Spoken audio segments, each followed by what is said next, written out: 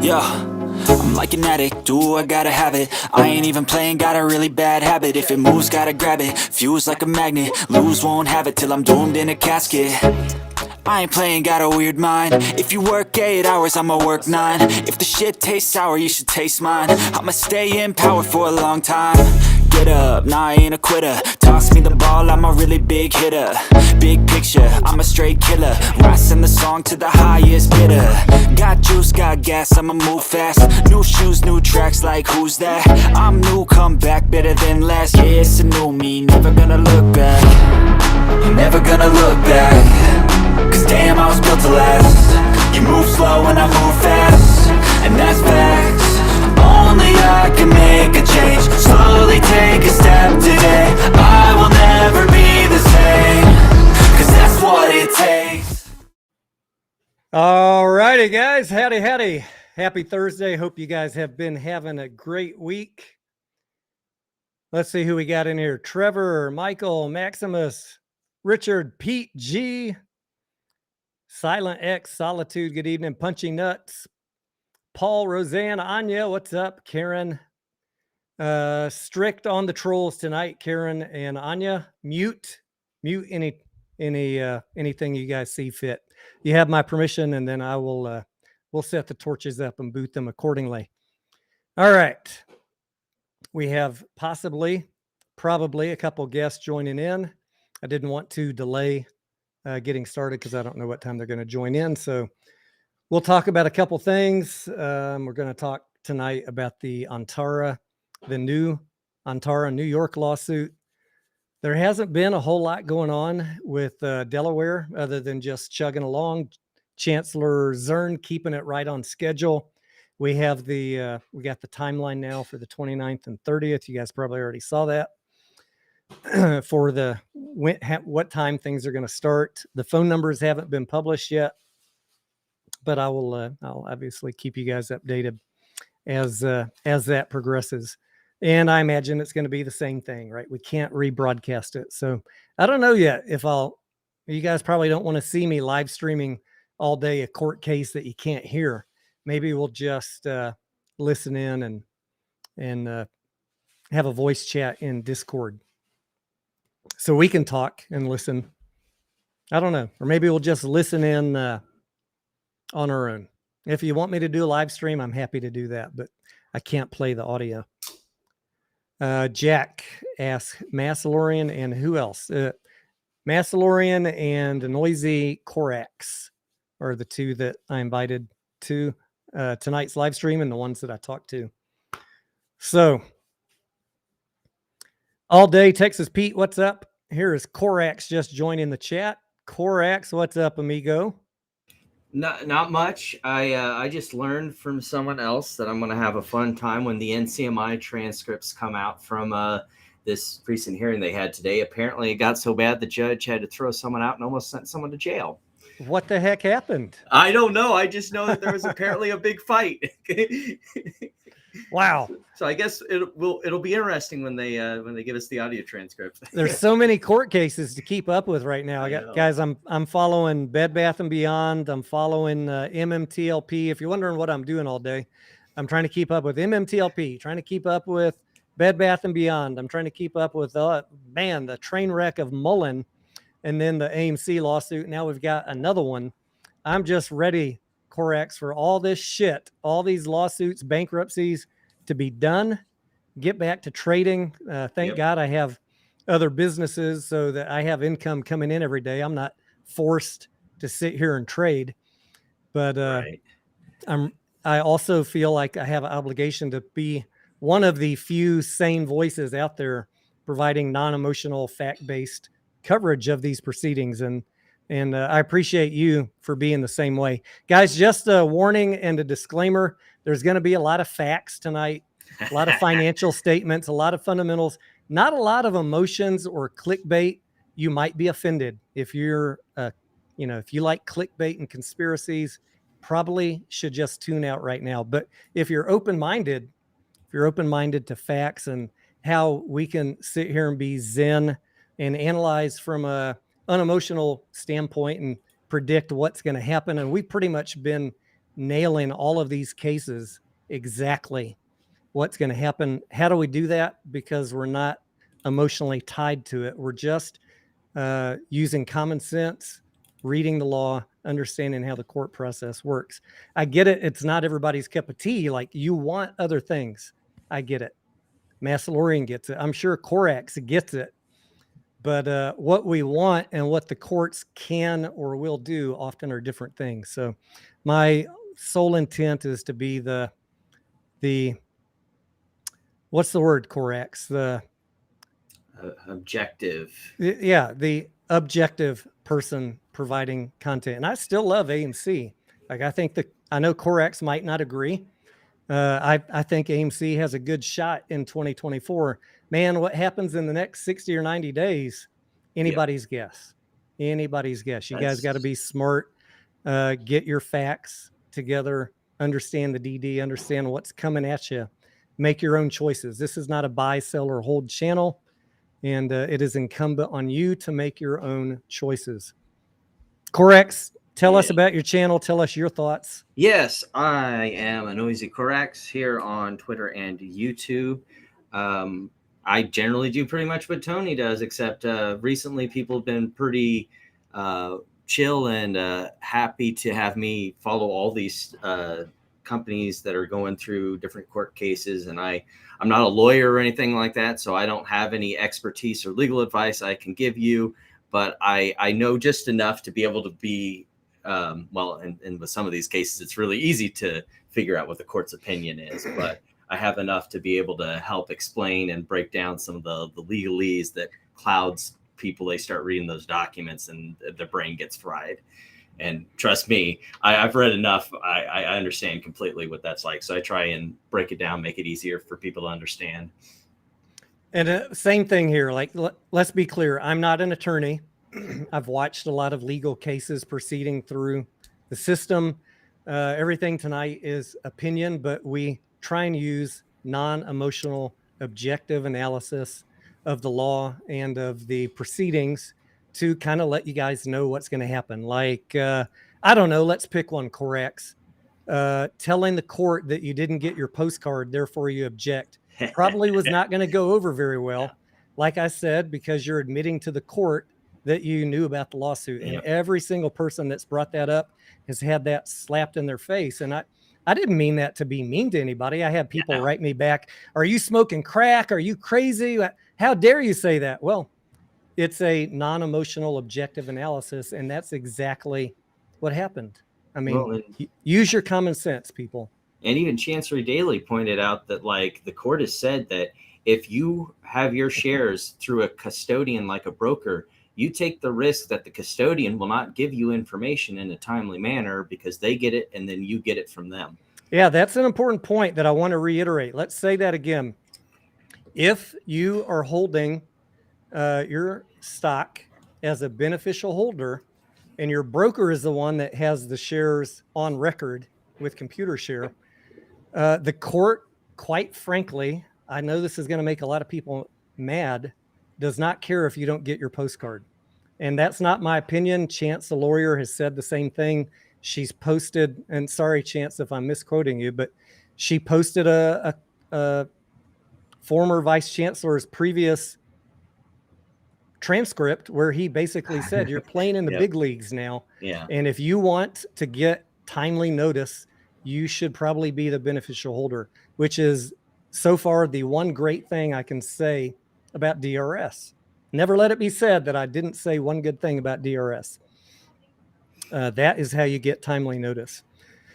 So a lot of these concerns about postcards, look, I just got my second one. I put the photo up a couple days ago. I got my second one 2 days ago. Really, really late if you were counting on that being something to object over. But the court's not going to have any, the court's not going to, they don't care, quite frankly. They're making their best effort. That is the test, right, Corax? Yeah, and this is part of why, the postcard notice is going away. Like, they even said that emails would have been fine or whatever, because the court knows how long snail mail takes. So Chance even said that this is probably the last lawsuit that they send out a postcard notice on, because or at least her opinion, or one of the last, because it's just welcome to the 21st century. Snail mail just doesn't work for people anymore. And these damn brokers are fucking slow as hell too in responding Robin to Hood. strategic claims. Sent them all timely notice, and then they take weeks and weeks and weeks to respond when they had 5 days, but they're not in the court's control, right? The court can't force a broker to do something. And that was another thing that we kind of said, like all the parties that are under the court's thumb are doing what they have to, right? Would you say that's a fair statement? SCS did everything they could, went above and beyond, but the brokers were the ones dragging the timeline, and the court doesn't have any power over the brokers. Yeah, and that's what we'd said from the beginning. Like, it could be very well that the strategic claims and AMC and everything, they got their stuff out there, and sure enough, that's what happened. It was the brokers and getting it through the mail, and that's what held everything up. Before we move into the Antara New York thing, which is kind of the topic tonight, and we'll talk about that in a second. Do you have any other Delaware court stuff you want to chat about really briefly? It's been kind of quiet. There's been filings. I've been keeping my Discord up to date, but I haven't seen not really a lot of juicy tidbits, note right? That's been going on in Delaware, other than the same old temper tantrums from the same old people. As far as the AMC one, there's a couple other lawsuits that I've been following. Like you said, you followed the Bed Bath and Beyond one. I haven't heard. There was supposed to be some sort of hearing this week, but I didn't see the transcript for that. And of course, you briefly brought up the MMTLP thing. That one came out and stirred the pot because the ruling just dropped today on that one. I'm going to have a video once we get done that I have to post. So it's been an exciting week. I've been keeping up with MMTLP. You know, I've been following it since I was doing live streams back when it ran to 10 to 12. And my thoughts back then were, take the fucking money, $10 to $12. I mean, what a windfall. But we had these yahoos, these conspiracy clickbait YouTubers, I call them, telling people it was going to $1,000 completely. And I'm sorry if you're in MMTLP. This is just my opinion. Completely fabricating the value of the land and the resources. It was properly valued at the price before the run up started. In my opinion, I said that. I don't back down from that.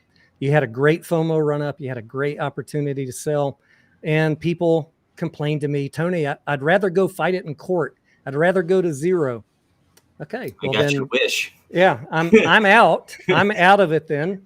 And good luck. But I want to take the money and move on to the next play, not be facing a lawsuit against FINRA or the DTCC. Good luck with that, and be stuck in court for a year or two. And right now, guys, if you're not keeping up, it's not going well. In fact, did it get denied? Just like they got to appeal it now, right? It's done. They said that they're going to try and appeal it, but no, the ruling from the judge right now is final. They are not going to get the pre-motion discovery. They didn't even give them the court made it sound like they were willing to give them, like, well, would you be all right if we gave you like the broker, like if we identified the brokers for you and not giving you the blue sheets? And they said we wouldn't have a case that happens. And the judge is like, look, pre-motion discovery is not for, creating a lawsuit out of thin air. It's not for, as she put it, she even said this was a fishing expedition. That's not what this motion's for. And so they got denied.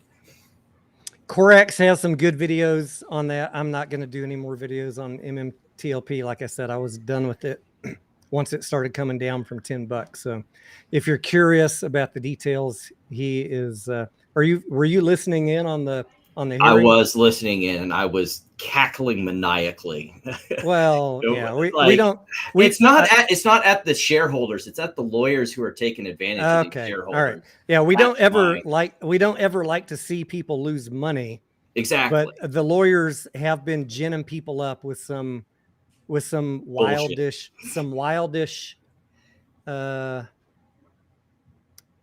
what's the right word to say? I mean, they were a little bit out of touch with the reality of what was going to happen. Yeah. And it, from the record of these lawyers, they seem like the ambulance chaser type, and they're taking advantage of these shareholders who, look, genuinely were harmed in this situation, or looking for any way to get some sort of recovery, and they're just taking advantage of it. It is very sad. I feel bad for anybody that's stuck holding Nextbridge now. But if you want to know my opinion, go back to the live streams when it was $10. It hasn't changed. Should have sold then. Yeah. All right. Delaware, we talked about that. BBBYQ, they got the bid from Overstock for some of the IP. And Bye Bye Baby's not part of that. I still think that shareholders are going to get wiped out when it's all said and done. 100%. The quote that I've heard in the rumor mill is that they're looking for someone who plans on buying it, but they still need to get financing. And since they can't get financing, they can't be an authorized bid. But the bid is somewhere between $100 to $300 million.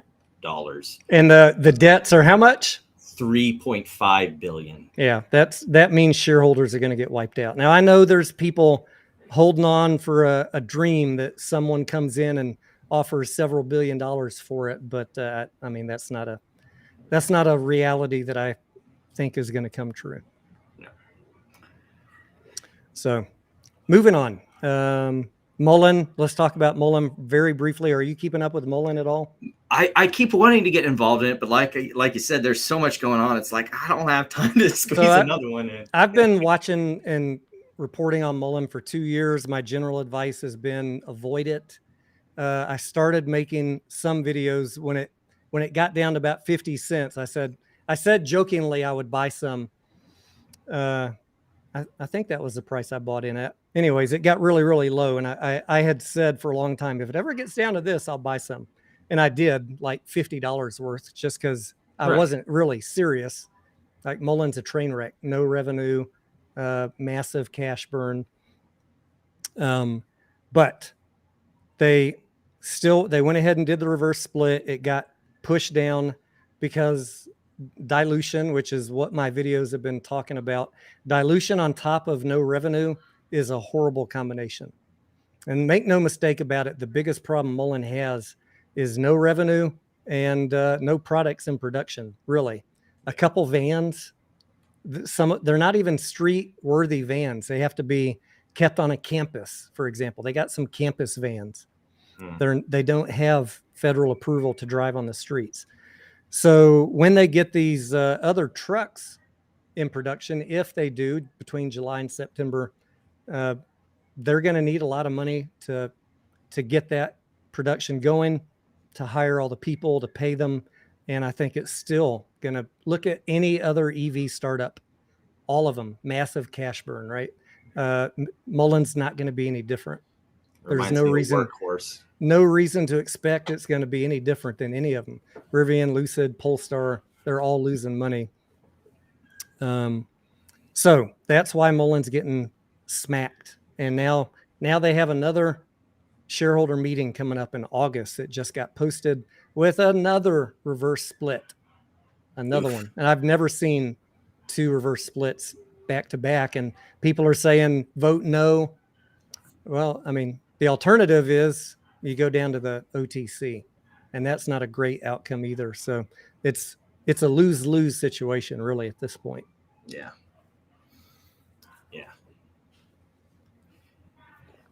Oh. And on top of that, the CEO wants you to vote for some incentive pay increases for him.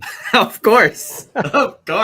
I mean, you talk about bad CEOs. Wow. This guy has taken shareholders for a ride. If you knew all of the incentives that he's been bonused himself for, the stupidest little things, sign a partnership, create a new feature on a vehicle. You know what the feature that he created was? He made the doors have automatic windows. No, he added a feature where they could get up to, I think, a cup of drinking water a day through solar power.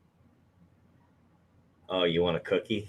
He got like $1 million bonus in stock for that. Really? I mean, Wow. it's just ridiculous what this guy's doing. You guys and all the clickbaiters that hate Adam Aaron they don't call this scam artist David Michery out. That sounds like that's what it sounds like. It sounds like he's creating incentives so that he can get as much money out of the company while it still exists. Absolutely. Every incentive that is in the 10 Qs, he's managed to hit. Surprise. Imagine my shock. Nobody calls out David Michery. Nobody's got any problem with him taking 96% of their shares. Wink, wink. All the people that talk bad about AMC love to tell you how great a deal Mullen is. I just don't get how people can be so two-faced in their analysis. Just because it's cheap does not make it a good fundamental play.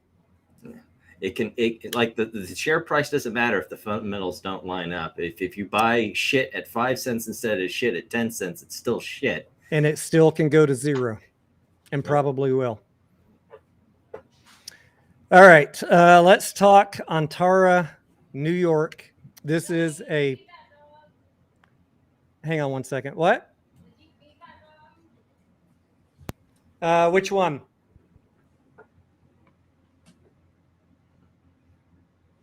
I'm going to grab a drink while we're at this pause. All right. Antara, New York. This is a short swing claim and corrects. I remember my first real time paying attention to short swing claims is when people were thinking about going after Ryan Cohen in the Bed Bath & Beyond when he sold. Surely he didn't really sell because he'd be subject to the short swing rule. Do you remember that? Were you paying attention? Yeah, and that's another one lawsuit that I've been meaning to get to the one against Ryan Cohen. I can't even remember what district it's in, but yeah, I remember that mentioning. We'll get to the APE spike in a minute, Lauren. Thank you. Remind me if I don't come back to it, but I want to talk about that. The short swing rule, SEC, what is it, 16B? I want to make sure I want to make sure I give you guys accurate info, and I've read through the rule again, and there are exceptions to it. Yes, there have been companies that have been run afoul of this rule, and there's been companies that have gone to court, and the court said not applicable. So there's no certainty just yet. And I want to, after rereading the rule. Not last night, but the night before, I was really tired. I went to bed early. All this damn running calisthenics is getting me tired early, which is good. It's better than staying awake till 4 a.m. Yeah. I want to go back and reread all of the Antara APE creation documents to see, like, Corex. What do you think? I mean, AMC's attorneys and Antara's attorneys are pretty sophisticated. I would be shocked if they didn't already think about this and know that they're in the clear. But I don't know. I read the rule, and just at face value, I'm like, I could see, maybe there's some exception I'm missing. Right. But I could see that they could have a legitimate claim, the litigants. What do you think? I think they have some legitimate claims on some of these, but not all of them. Like we'll get to it. Like count one, I'm not so sure about, but the other ones dealing with the derivative sales and purchases, that's a little bit more in the realm of possibility as far as bringing claims.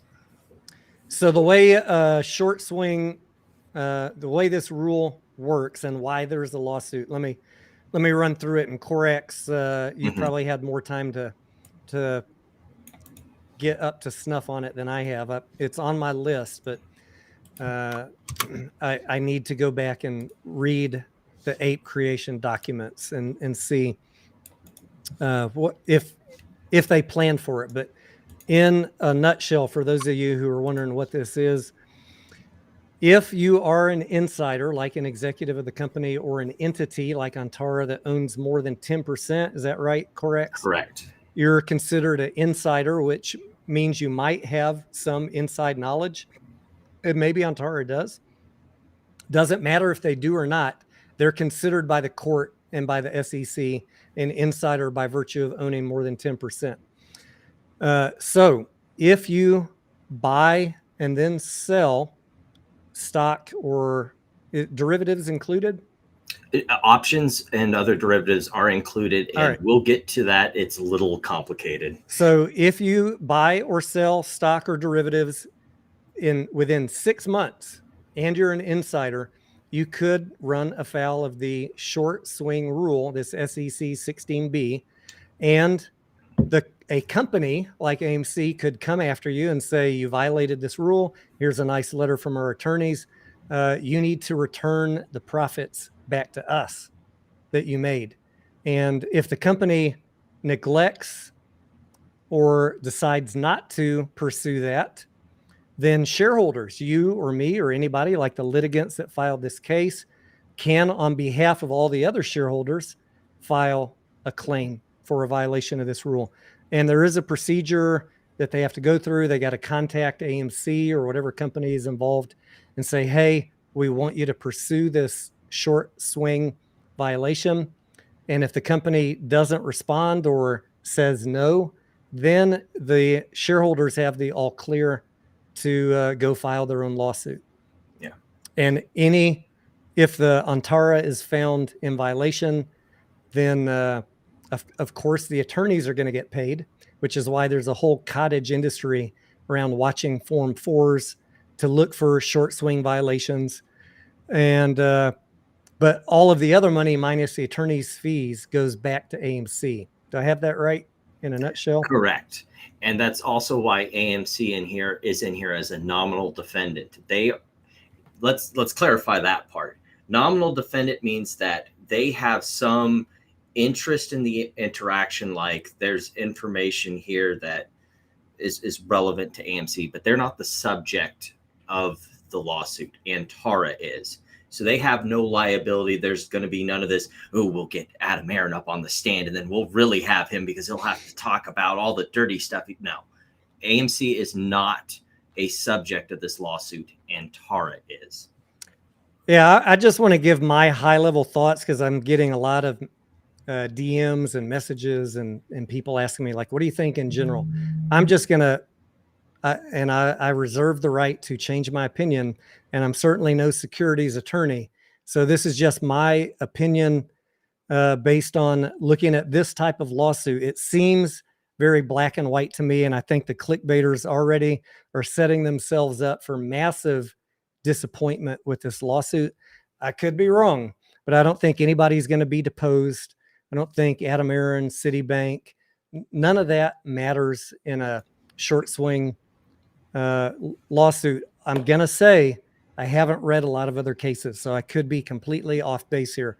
But it looks to me, and that's fine if you want to leave me a comment that I'm off base and send me the court case, and I'm happy to read it. If I make a mistake, I'm happy to learn. And like I said, I'm very early into digging into this one. There's just so much going on. But it seems like these short swing cases are pretty black and white. Were you subject to the rule? What were your buys? What were your sells? What were your profits? That's it, right? Correct? Yeah, pretty much. What price did you buy it at? What price did you sell at it?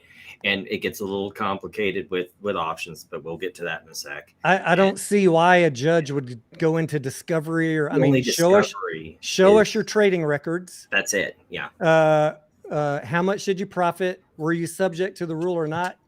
That's it. It's not going to affect, I can't see anyway that it affects the Delaware case, reverse split, conversion, or any of the hopeful things that everybody is thinking is going to come out of this case. Share count, share recall, depositions. Yeah. I just don't see any of that happening. That's my opinion right now. I reserve the right to change that. If someone shows me a case where all of that happened, or why the court would care when all they want to know is, did they violate the rule? What were the profits? Seems like a pretty simple case. It's a pretty straightforward case. Like most, like the determining it is very complicated. But as far as like A plus B equals C. It's a pretty straightforward litigation. As far as what do I think? Look, if Antara is in violation of the rule, I'd love for AMC to get some money back. Yeah. I'd be fine with that. Well, Absolutely. Nail them to the wall if they're in violation. Antara and their CEO, from my watching them on, how they trade, looking at the history of the firm, watching the CEO interviews, they seem like very sharp people. They're not idiots. I'd be shocked, but it's not out of the realm of possibility that they are in violation of this rule. We will find out. We'll find out in the coming weeks. And that's the big thing, is that, like, while I think what the plaintiffs have said, it makes it seem like, yeah, they got a pretty good case here. One thing we have to realize is that we haven't heard the reply yet. This is just their story. We don't know what other rules, other than the straight up law that we were able to look at. On the one hand, I think Antara is pretty smart. Whether or not we like that is irrelevant, right? I mean, they're making a lot of money at off the AMC deal, and if we could get some of that back, hey man, I'd be cool with that. But I would also think that someone who's hiring attorneys to go after Antara for this short swing violation, the attorneys should be pretty smart too, right? Right. They should know if they have a legit case. So there might be something there. If an attorney took the case, theoretically, they see an angle where they could nail them on it. And it might very well be that you just end up like with the AMC lawsuit about APE that's in Delaware, that they just settle, and a certain amount gets recovered for AMC, and they make it go away. I have read that a lot of these short swing cases end up in settlement, and the attorneys get paid, and the company gets a little money back, and then done. There are literally, like I said, attorneys that sit there and watch Form 4s on every company looking for someone to sue. It's like how we look through all the SEC data looking for, all right, is this a good company? You got lawyers looking. It's like, okay, who can I sue next? Yeah.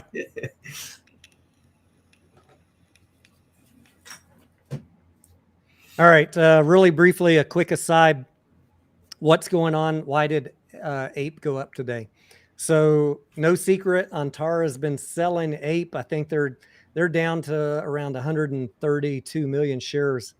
So they've unloaded 100 million or so over the last 30, 60 days since end of March.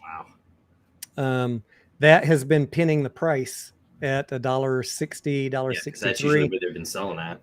On the one hand, we got nobody wants to buy AMC because they know they're relatively certain that the court case is going to be settled out and the reverse split conversion is going to happen. So AMC is going to have trouble moving up for obvious arbitrage reasons. And then we got APE pinned from Antara unloading. What do I think about Antara unloading? Look, they're not holding diamond-handed for a MOAS. I expect them to sell and lock in their profits. And if you ask me, I'd prefer that they unload before the judge's written opinion, because I don't want to be on the side of this play after a conversion where I'm worrying about Antara dumping 100 million shares. You know what I mean? Yeah, I think that's the first thing we said when we first sat down and discussed what Antara might do. It's a good thing that they're slowly bleeding out, because I think they understand that the market wouldn't be able to bear them just dumping all those shares at once. So as they're selling at $1.60, my calculations, their average buy-in with all the different pieces of the Antara deal was about 82 cents. So they're knocking out 100% gain, which is, team party in Aruba when this is all done. 100% gain for a firm like that is for them. That's a trade of the decade, probably right there. Yeah. So I expect them to keep selling. I'm not sitting here analyzing Antara's every move. I expect them to keep selling. They have a lot of risk on the table. They're locking in a lot of profits, and I think you all should expect that too. Now, what happened today where it ran up? Now it's like, Are they worried? Did they take the foot off the gas because they're worried about the New York lawsuit? That's Maybe. one. That's one maybe. That is one maybe. Or are they taking their foot off the gas because we're getting closer to the settlement and it looks like the judge is going to keep everything on schedule and most of the objections have been smacked down by the special master. I don't know. Just a couple theories, but I am curious. I'm sure some of you guys are too. If the New York thing made them take a pause, what do you think? Yeah, that. I think that's probably the best one. The first thing a lawyer will tell you if you get sued is shut up. Don't say anything. And so their lawyers, their first move is I don't care if you think it's legal for you to sell these shares. Don't do it. Don't give them another reason to add to what they can throw at you. Just yeah, if you're going to have to pay out, stop stop right now because you're all that money you're going to have to give back. Hey, I'd love it if Antara, on the one hand, I'd like to see the price of APE go up, but on the other hand, I really don't want to be on the flip side of reverse split and conversion and worried about them feeling antsy to dump 130 million shares. Although it'll be AMC shares then still. I mean, nobody's going to come out a winner in that situation. Yeah. Not them, not us. And no, if you're curious, Antara, I think, has no plans to be a long-term holder of AMC.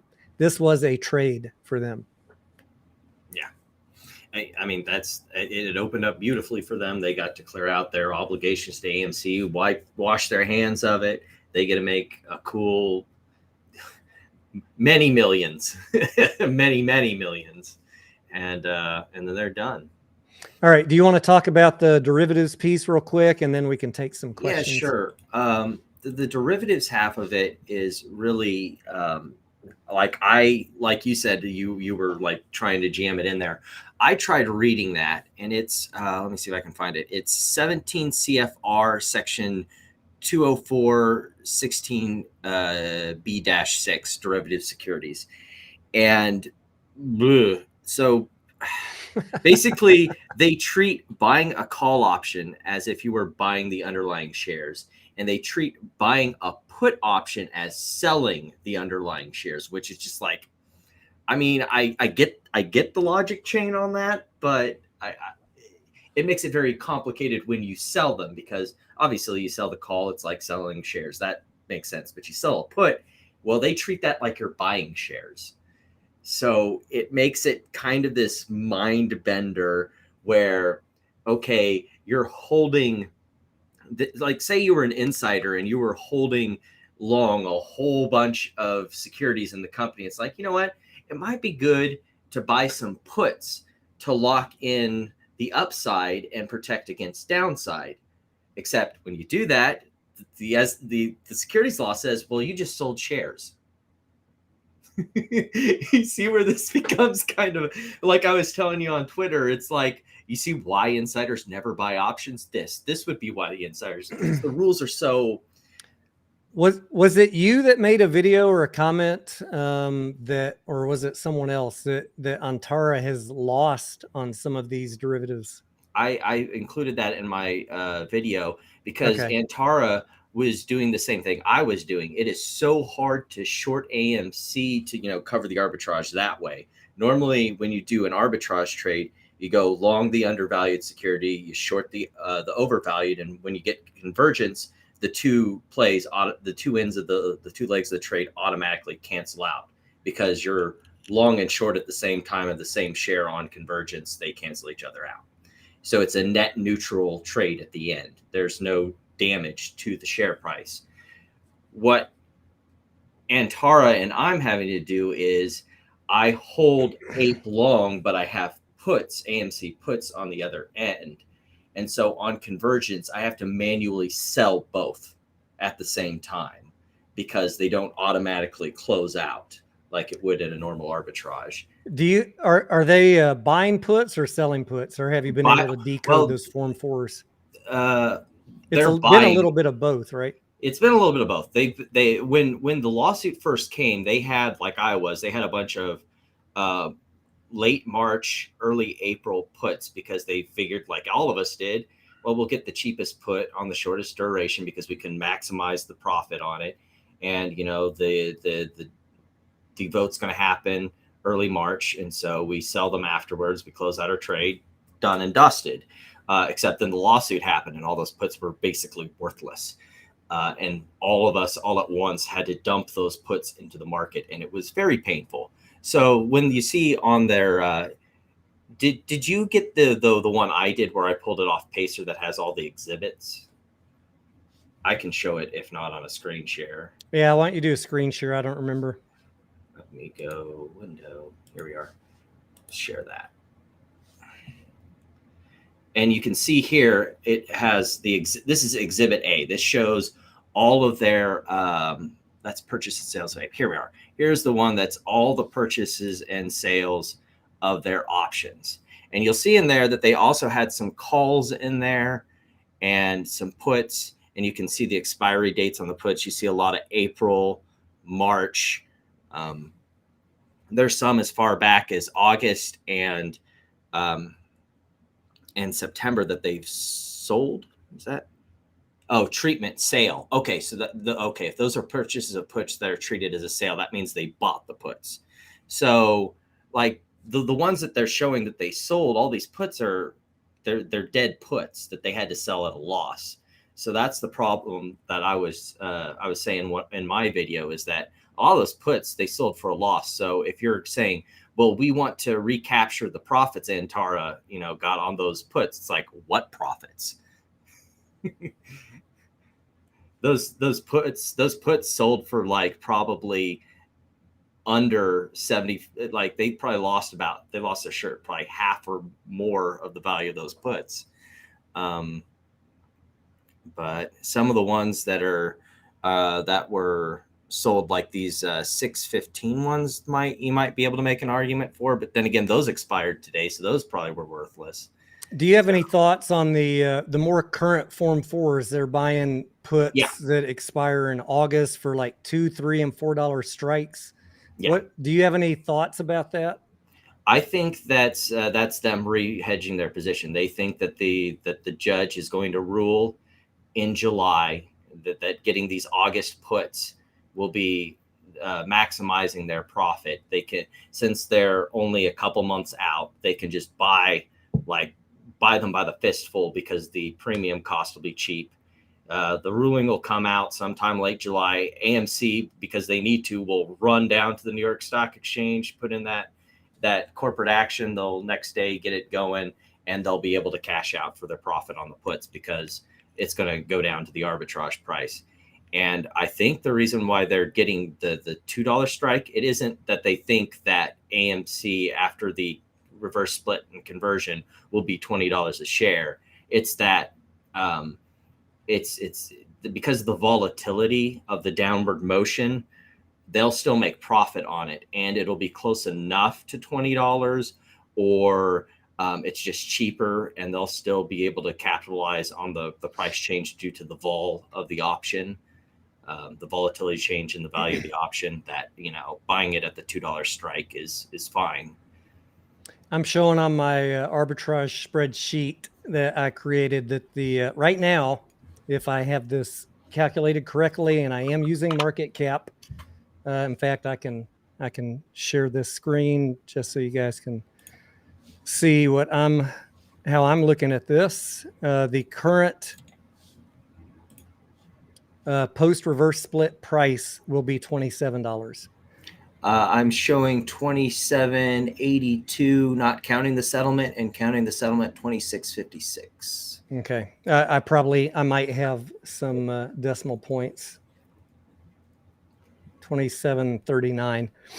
So again, to figure out the arbitrage price, we're taking not the arbitrage price, the post reverse split price. We're taking the current price of AMC and APE. You must count the outstanding shares because there's twice as many APE.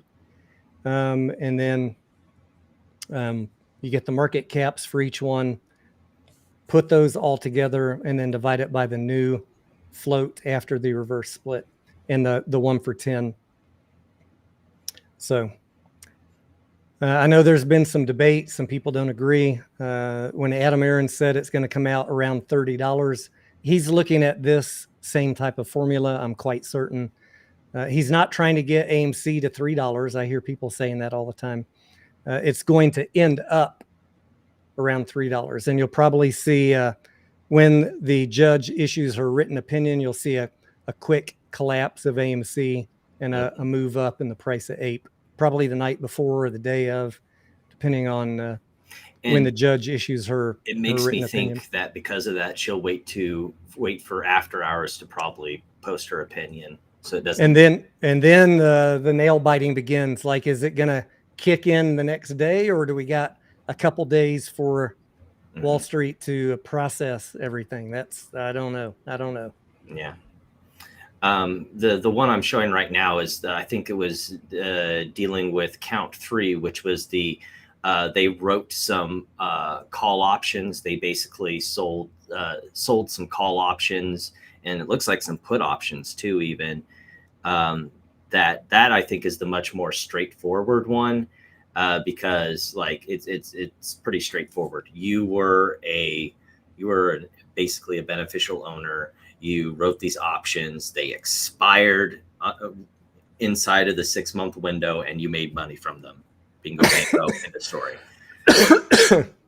Damrick says that Antara shares were to seal the vote. Yeah, let's talk about that, Damrick, because I still get people asking me about that a long time. I don't think there should be any debate about the fact that Antara deal was to seal the vote. Would you agree or disagree? Oh, yeah, 100%. Like, now, so you agree. Yeah. Why would they do that? Because, Corex, do you know how many votes they need to make the change that they wanted to make? 50% of all shareholders, period. 50% of all outstanding shares plus 1. Yep. And what is the percentage of shares that normally vote in AMC? Under 35%, which they were lucky enough to get this time around. And I think also the part of it is that Adam Aaron wasn't sure how many were going to vote in favor. Like, he's made it clear in the interviews that he's been that the yes votes, the previous times, they had enough for it to pass. They just couldn't get over 242B. That is the thing. They have enough yes votes, right? Like, even on the common on this March vote, there was an overwhelming amount of yes votes, 2-1 versus no. But the problem was on the common, they only came in at 35%. And in the 2 years prior to that, it was like 29 and 25. So even if the yes votes were winning, if you don't have 50% of all of the shares voting, it doesn't matter if it was going to be a yes. If you got a yes overwhelming, but only 30% showed up, it's still a lose, right? Yep. So it wasn't just the Antara votes that did it. It was the way that APE was set up with the mirrored voting on anybody that didn't vote. Computer share was instructed to vote those in proportion to the cast vote. So it was a combination of Antara plus the mirrored voting that got them over that 50%. Why did they do that? Was it slimy? Look, we could agree or disagree. I think that the company was desperate to have access to capital, and whether we like it as shareholders or not, they took a legal avenue to do what they had to do to make sure they had access to capital, because they knew that they couldn't count on the common shareholders to show up to vote. And that's for them, I'm sure, a worrisome position for us to be in, even though I understand completely everybody being upset about it. I understand. But they're faced with, again, if they had not done the Antara deal, we'd be sitting right now with $16 million in the bank. You may as well be filing bankruptcy at that point. Yeah, because we're burning 200 million a quarter. 16 ain't going to cut it. Even with what I think is going to be a great Q2, we might make a little bit of money this quarter. 2 more quarters of losses, you're done. So I hope you understand. I'm not advocate. I don't love Adam Aaron. I could give 2 shits about Adam Aaron. I'm trying to explain to you unemotionally, objectively, why they did what they did. $16 million was probably going to be bankrupt. If not this quarter, in the next 1 or 2. To Mag's question, do you think it's ethical? I would say in the context of corporate of corporate governance and doing what's in the best interest of the company and shareholders in general, I would say it was a good decision. Now, is it great on the whole? But at the end of the day, I mean, what are you going to do? You gotta have the interest of the entire company in mind. Yeah, I mean, and I agree with you. Was it ethical? I don't know. Was it legal? I do think it was legal, and that's why I think that the case will settle out. Was it ethical? Even if it was not ethical, would you prefer that your shares go to 0? It's a Sophie's choice. It's a no-win situation. And as for me, you guys already know my position. I am not ever advocate of holding shares in a company that I think is about to go to 0. If I saw AMC have no access to capital and 16 million in the bank, I'd be saying the same thing I'm saying about Mullen.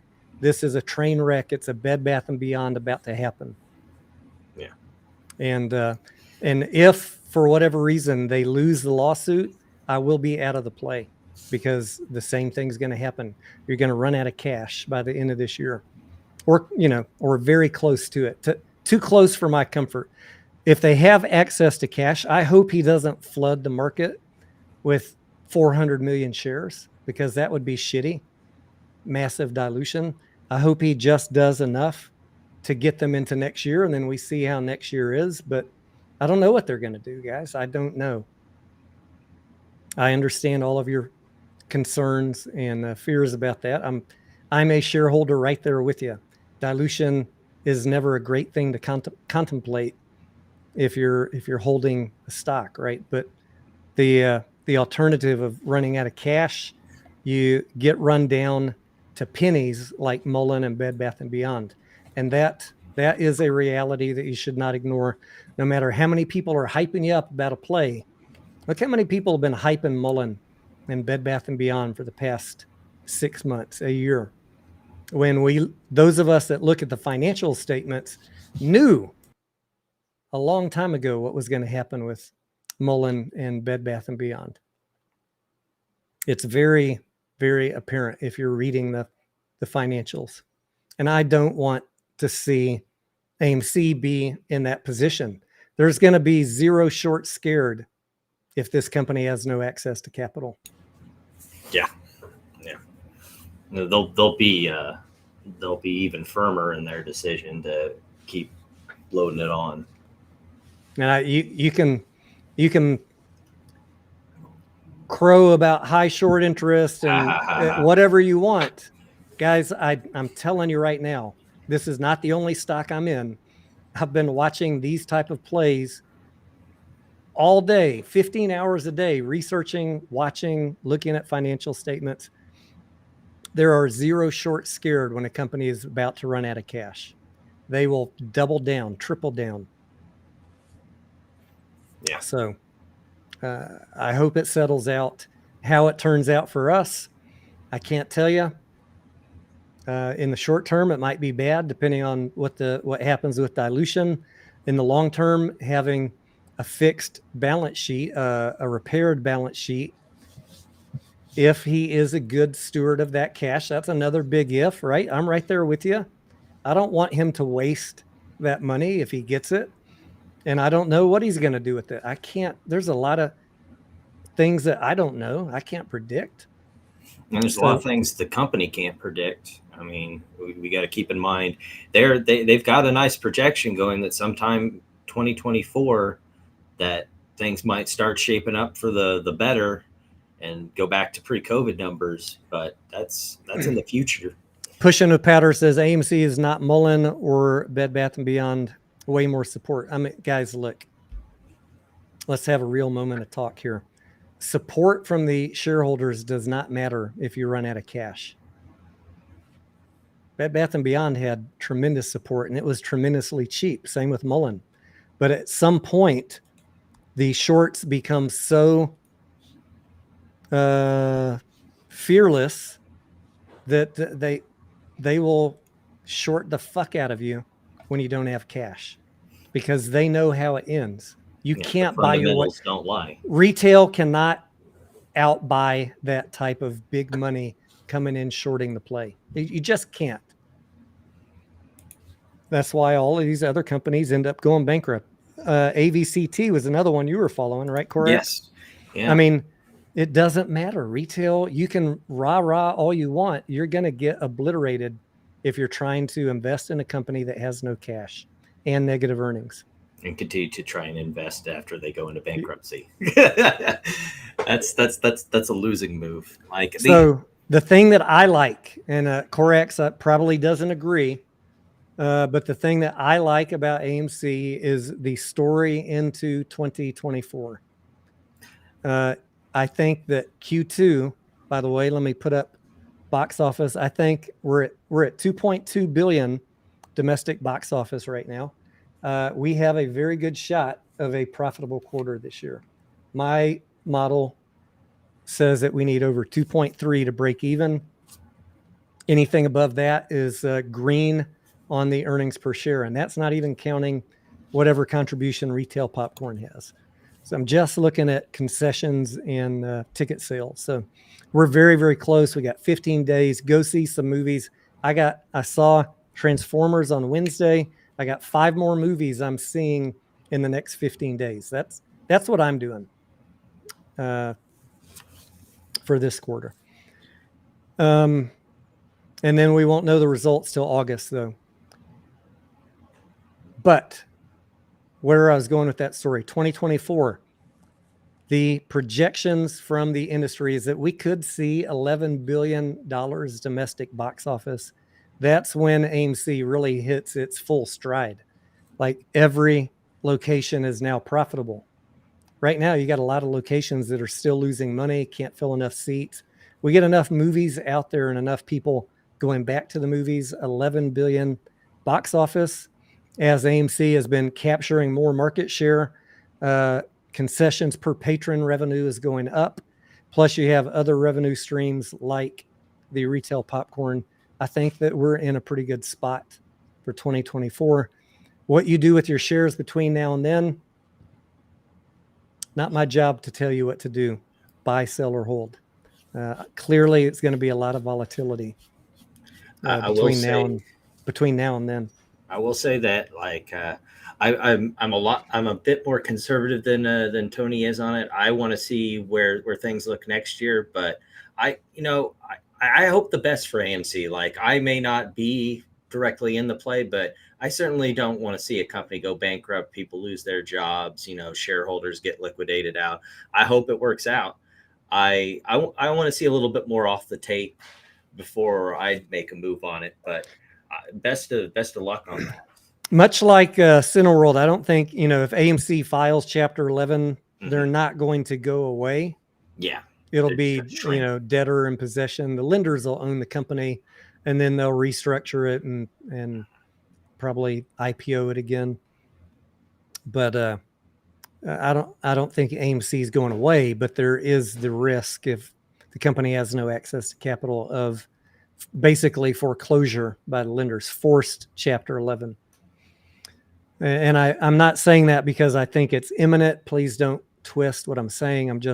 I try and analyze all scenarios, and that's a very low risk because I think the current lawsuit will settle out and they will have access to capital. Yeah. I mean, I think that's the biggest way to go with it too, because I think the court understands that if it didn't get approved, shareholders would go to zero, and And also the court has to keep in mind that the company includes all the company's employees and everything. And if they did end up going to bankruptcy, I mean, they'd restructure. Like you said, AMC would probably still be around, but that hurts a lot of people, shareholders and employees, and a lot of things going on there. Even if they did Chapter 11, there's still going to be massive income coming in. Unlike Bed Bath & Beyond, who had declining incomes, AMC has growing revenues. So, they'll get some if it were to go to a Chapter 11, they'd get some sort of financing to keep the bills paid and stay open while they restructure. Yeah. Glenn says, would a judge totally ignore AMC's financial situation? Absolutely not. Yeah. The judge is going to look at the financials, and plenty of evidence has been submitted both from AMC's internal analysis of their financial situation, plus many, if you read that 700 pages from the defendant, many outside analysts forecasts also. And the judge will not ignore that.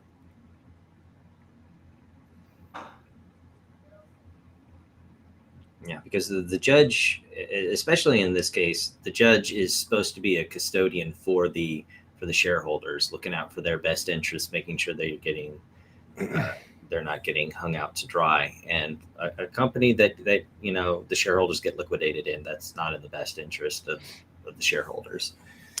Miso Loco says, why didn't Adam Aaron sell APE at $6? Guys, I mean, this is water under the bridge at this point. I don't know why you're obsessing over things that happened 8 months ago, 6 months ago. Clearly, the institutions sold.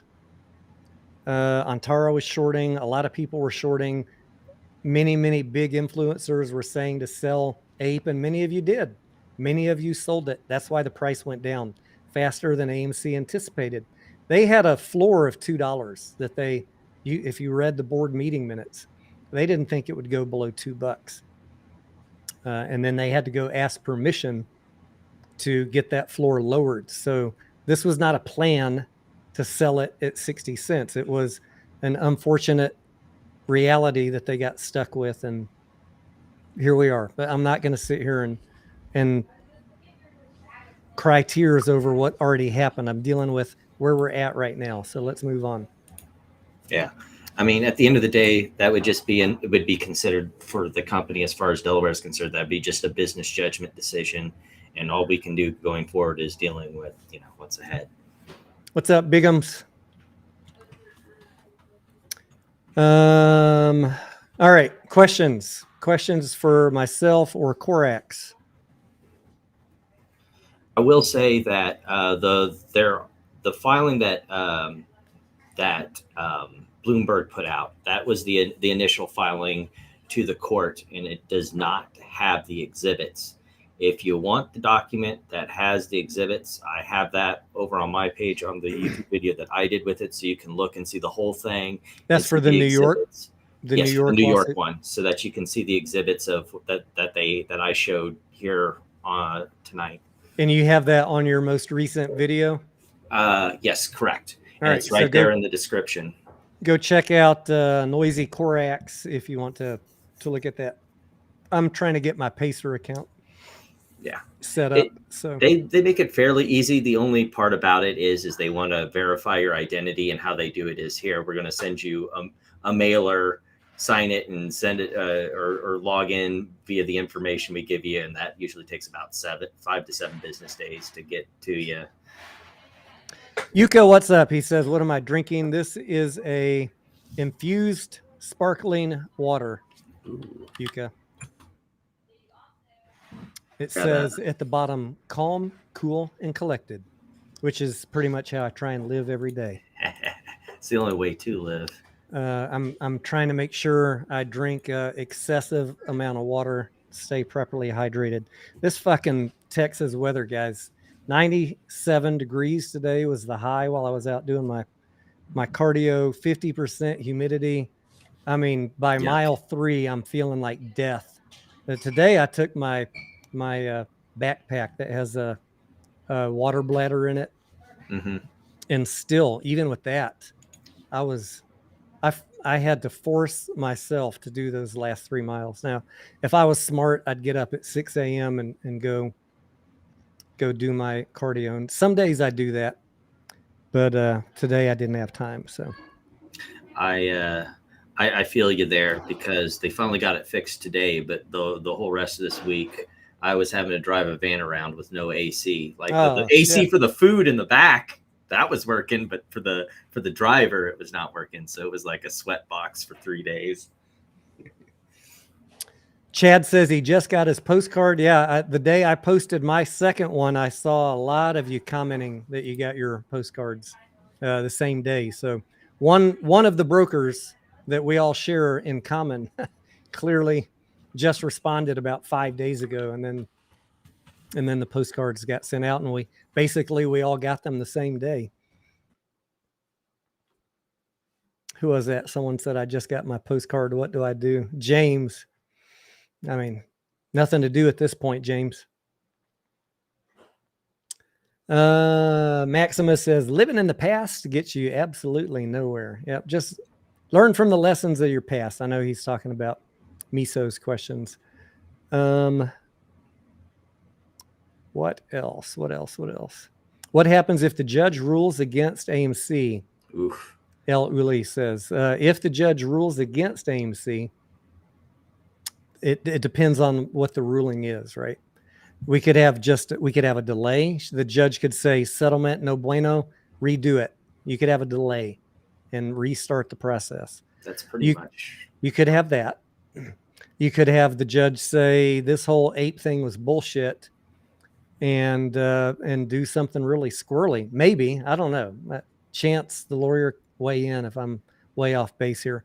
I heard Chance say the judge is either going to approve the settlement or not approve it. That's pretty much the only two options. Maybe I should just stop right there. Yeah, because there's I'd have to dig it out of my file drawer, but there's a ruling.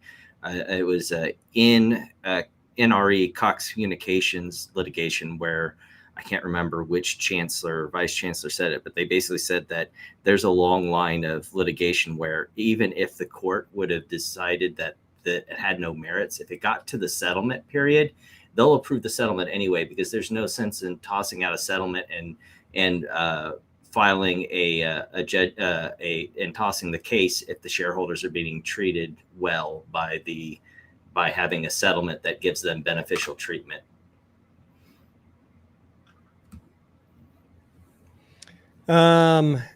If, let's just say the most extreme case though, like if AMC if APE was ruled illegal, and yeah, I know some people were saying, well, they should buy back all of the APE. Well, there's no money to buy back all the APE, first of all. Yeah. If they just said, okay, it's not illegal, but we're not going to allow the reverse split and conversion, then you're going to see APE will be currently the only way AMC has to raise money. Everybody will know there's dilution coming on APE. It will plummet in price. And that's not a great situation either. So, yeah, because if they go back to the settlement table, that means we have to go through the whole process that we just did again. They have to draw up a new settlement, then they have to go notice everybody again. They got to do a settlement hearing. Next thing you know, we'll be back here in December, and oopsies, I can almost guess where we'll be moving this trial to, and it'll be out of the Delaware Court of Chancery into the Delaware Bankruptcy Court. G Immortal says recent thoughts on recent SEC investigation of GS. What are we talking? What are we talking? GameStop? What is GS? G Immortal. Oh, is that the one? Let me see if I can find it on. I'm sure it's probably not GS because he would have wrote out GME. Yeah, because I know that there was that one lawsuit for. That I don't think the initials was GS, because it was the Securities and Exchange lawsuit against Mintz and Sabby. That's the only one I know of. Yeah, that one was very interesting. Clearly, that small firm was I haven't read. Repeat offender too. Yeah, I saw that. I looked up the name of that company, and they had been smacked about 10 years ago for the same damn thing, naked shorting. But this is not a big hedge fund, right? No. So, and they thought they could get cute with the SEC, where they were saying, "Oh, well, we have these convertible securities. We can short now and then use the convertible securities as a locate later, right? Right? Yeah, no, that's not how that works." Yeah, I'm going to repeat what I have said many, many times over the last couple of years. I have no disagreement with anybody that there's manipulation, illegality, people crossing the thin gray line to get an edge. Look, it's fucking Wall Street. They're going to do everything they can to take our money. We're the piggy bank. They figure out how to steal it, right? I'm with all of you guys on that. Always have been.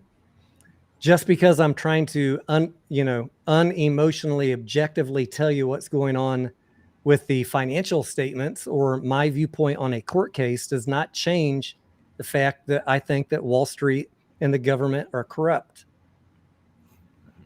I'm not going to sit here and get in trouble talking about synthetics that I have no evidence of. I don't know why that is so fucking hard for these crybabies to understand. Tony Denaro said he doesn't believe in synthetics. You're fucking lying to your audience. I've listed many, many ways that they create fake positions, derivatives, naked shorts, legal market maker shorts, FTDs. I mean, the list goes on and on. We're all on the same page there. But what you have to realize is in this play right now, we're in 2023 and the company is low on cash, probably going to lose money in the next 2 quarters by my look at the financial statements and the projections for the rest of the year on domestic box office. That is how I'm analyzing the play. We don't have $2 billion in the bank right now. Hashtag fucking evolve. If you can't recognize black and white numbers, okay, I'll forgive you. You don't watch my channel. I'm telling you what I see. And that is my opinion. No one pays me to say it. These are my thoughts. And I'm pretty damn good at predicting what is going to happen based on the 10 Qs and the financial statements and the projections of revenues. And I have no problem, like these companies, they get called out by the SEC when there's proof. Good, smack them. But I seriously doubt the amount of pervasiveness people make it out to be, unless you can provide evidence for it. That's what me and Tony we're evidence people. Yeah, don't ever think that I'm not on your side or that I don't think there's corruption. There's absolutely corruption. But I'm not going to have someone come after me saying, you told us there were billions of synthetics, Tony, and I bought this stock because you said there were billions of... I'm not that stupid. All these other fucking conspiracy clickbaiters, go after them for telling you all these years that there were billions of synthetics. If you lose your money, that's who you should be going after. Not someone who's taken his time unpaid to share what the fucking fundamentals and financials mean. I mean, this is literally one of the only honest channels left covering this stock that still believes in the future of AMC. And that's the only honest way to really do it, because I try and avoid, even when people ask me for price targets or things like that. I've never given a price target. I don't give price targets, never have in 2 years. And I don't give dates, and I don't fucking talk about catalysts. The only catalyst I've ever said is the unknown catalyst. What I know that catches hedge funds and shorts off guard is something that they don't expect. And since I don't know what it is, I can't tell you. And that has been consistent from day one. Or the thing that I love finding is things that people already determine are catalysts that beat down the stock, and then you come in after the beat down. If the company's fundamentally sound, whatever happens in the short term is just a whatever. Ellie says, why haven't they stopped the AMC tokens from trading? I mean, Ellie, I looked at it 6-8 months ago when this very first came up. I looked at the heck is it called? The website where Etherscan, I think, where you can see the trading in tokens. I didn't see on that site, Ellie, any trading in those tokens since 2021. So if there's some other evidence of them still trading, And even if they are or were trading, I doubt very. You're going to tell me the one legitimate part of FTX was that they securitized those tokens with actual AMC shares. Yeah, if you're worried about FTX was advertising tokens, I'm gonna tell you, I think that they are a complete fraud. And even if they sold you a token, it was not backed by anything because they were desperate for cash and mostly unregulated.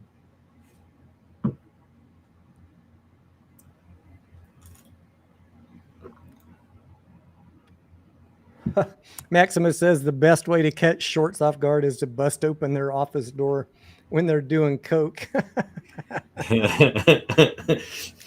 I mean, wasn't it a while back one of the Miami, either the offensive lineman or something got busted because he sent a video to his girlfriend of him doing a line of coke on one of the office desks. So I guess, yeah, that might work. Damrick says, what about trackable stock serial numbers? I don't know that in today's system that there is any method for serializing any shares. Obviously, if they ever go to some sort of blockchain tracking, which they probably never will, because that gives too much accountability, right? They don't want accountability. They want the ability to fuck us over. They want the ability to rehypothecate and short. So I don't know that we'll ever get blockchain, but that's the only way I know to really individually track shares.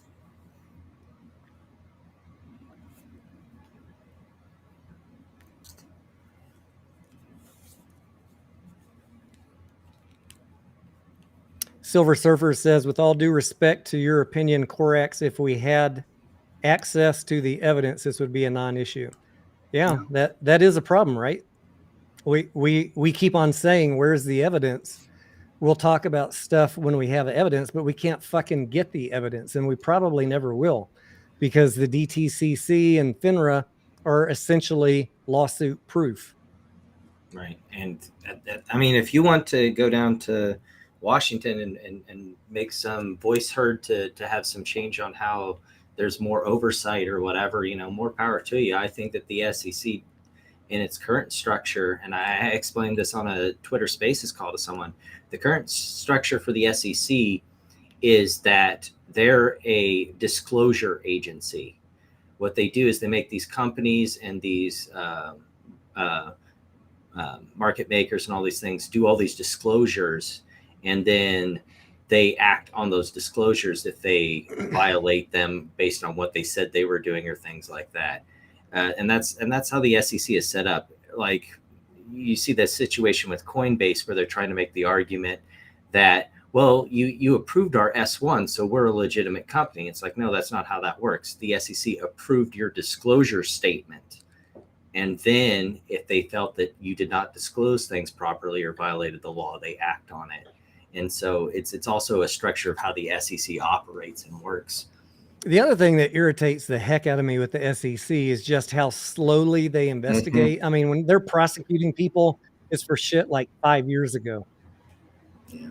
Well, here's the thing that I heard, and someone who I hope to have on my channel at some point, Bronco, who is one of the oil and gas people out of Texas that I've been following while doing research on MMTLP. He said that he's had talks with SEC lawyers before because he does a lot of that same sort of whistleblower work when it comes to the oil and gas frauds out of Texas. And he says a lot of the SEC's problems is they're just understaffed, and these people will do one violation, and while they're doing all the research and getting evidence together for that one violation, they do another thing that they now have to research and deal with. And so it's a constant chain of trying to keep up with the illegal activities that person is until they can finally get it all together and hit them with the book, so to speak. Jersey says the trading pattern is going to stay sideways until the court case is resolved. That I agree with. The second part of your comment, I'm going to read, but I don't agree with it, and I'll tell you why. He says that Adam Aaron can't afford the stock to squeeze because he knows there would be a lot of shareholders selling. Adam Aaron doesn't control the price in the secondary market, first of all. Yeah. The market controls the price. Adam has nothing to do with it.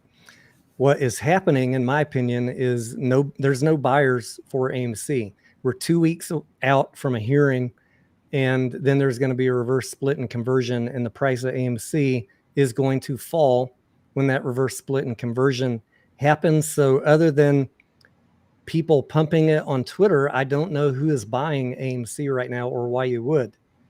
Yeah. If you just look at it objectively, you got AMC for, let's say, $5 and APE for $1.60, and they're both going to be AMC in 60 days. Which would you buy? Which would you not buy? Why would you buy AMC right now? I'm spending my money to go see movies. I'm done buying stock. There's too much uncertainty.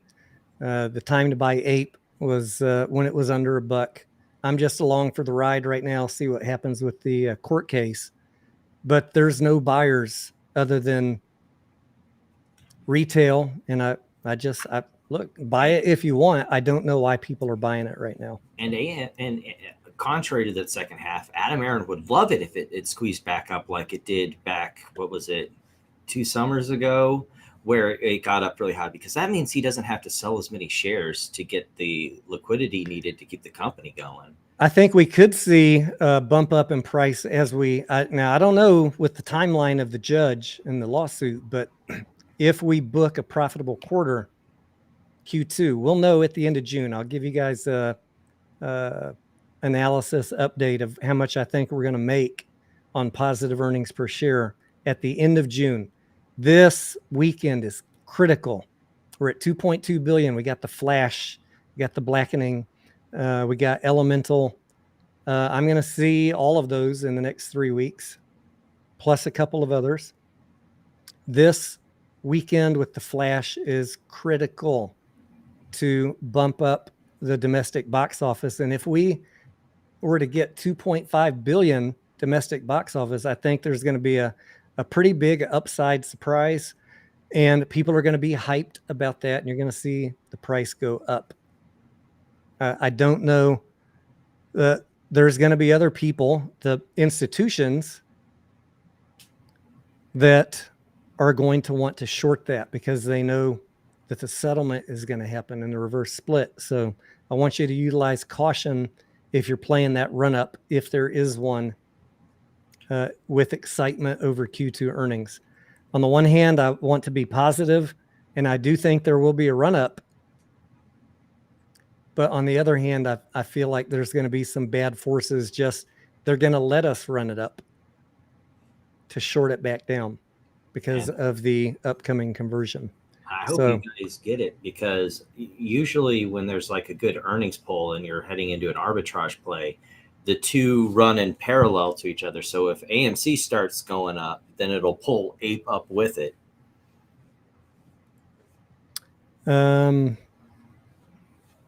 James says, I've watched your videos since the pump, but market will determine what it's worth beyond our buying. Yeah, I think that's a fair statement, James. As much as we like to talk about retail owning 80% of the float, if you are buying and holding, you're essentially an observer, and the float that's trading is determining the price. Hopefully that analogy makes sense. If you have stopped buying, if you're just sitting on the sidelines patiently holding, you're not affecting the price. The people that are trading it that day are affecting the price. Yeah. It's not the apples in the back of the store that determine what the apples at the front of the store are being sold for. And we're not the ones with the big money. High-speed trading firms, big institutions, they are setting the price every day.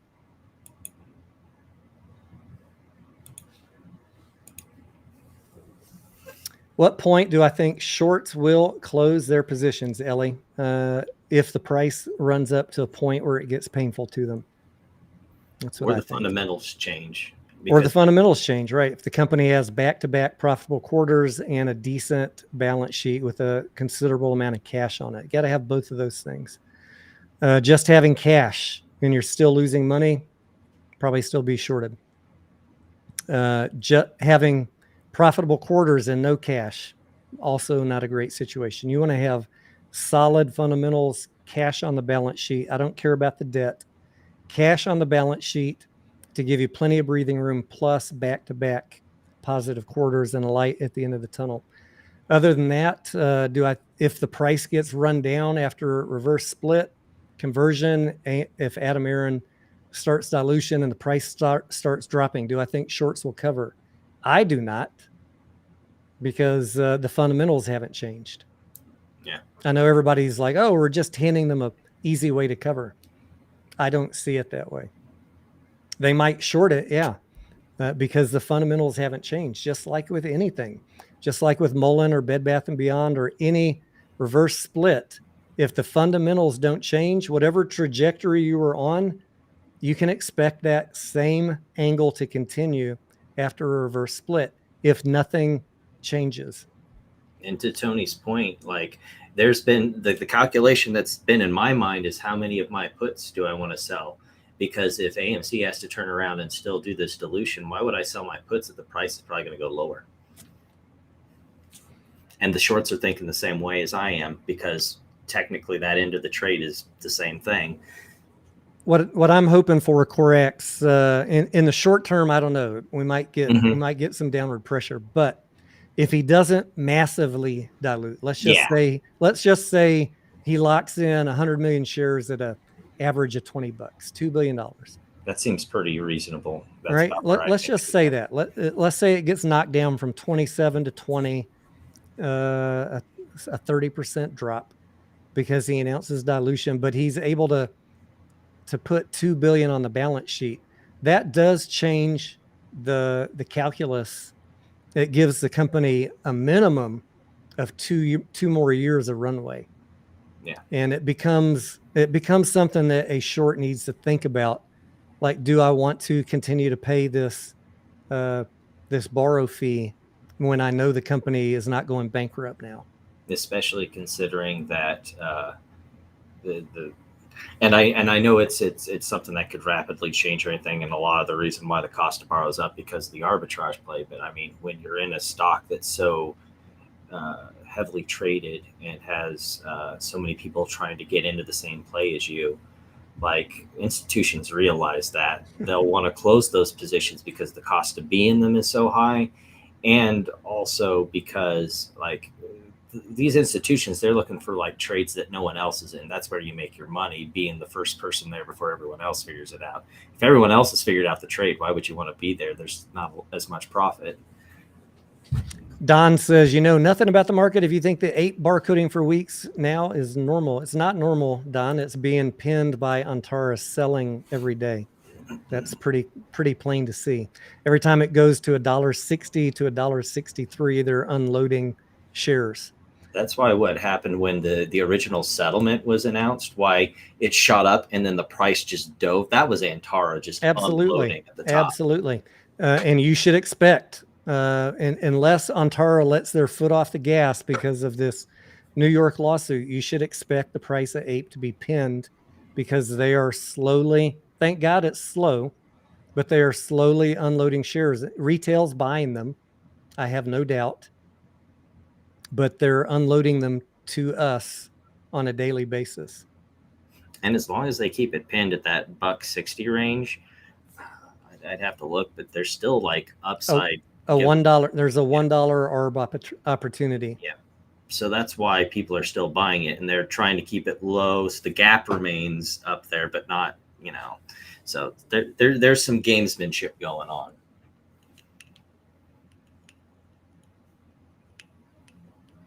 And I think that's why it hasn't closed or gotten closer than it had been, because APE keeps getting pinned down by Antara's selling pressure. All right, let's talk about Bill A's comment for a second. Mm-hmm. He says, I can't believe Adam Aaron blew $450 million on Glass Onion. I'm just going to call bullshit on that whole theory? I've not heard anything about this. All right, let's talk about facts for 1 second. First of all, AMC doesn't have $450 million. Let's start with the obvious. Number two, obvious fact, that expenditure that is being alleged is nowhere in the past quarter's financial statements.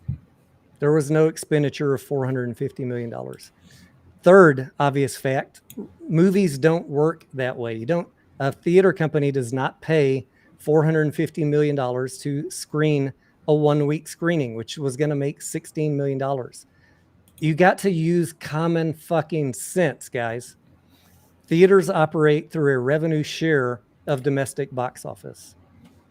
So, and they have a house take.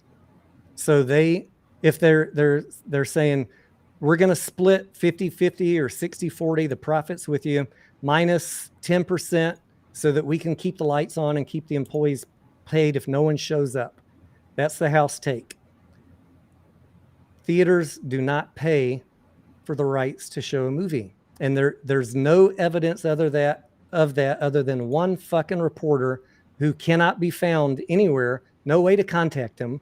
But what I can tell you is that Netflix paid around $450 million for the rights to film all 3 of the Glass Onion books. And perhaps, just perhaps, that reporter got his facts mixed up, because nothing that you can say and no evidence you can provide me makes sense from the common sense analysis of how movies or the revenue is shared. The whole model doesn't make sense. And paying $450 million for a 1 week screening it's just lunacy for anybody to even believe that. You're going to have to come at me a lot better than a article in one Google search with nobody else corroborating it for me to believe that. I'm calling bullshit on that. 100% bullshit. Yeah.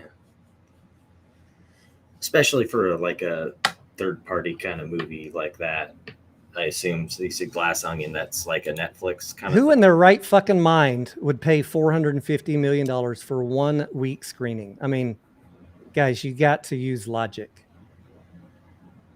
I know you hate Adam Aaron and you think everything they do is awful, but if you can't approach something with an open mind and logic, you're going to always lose in your trading because you're not being objective.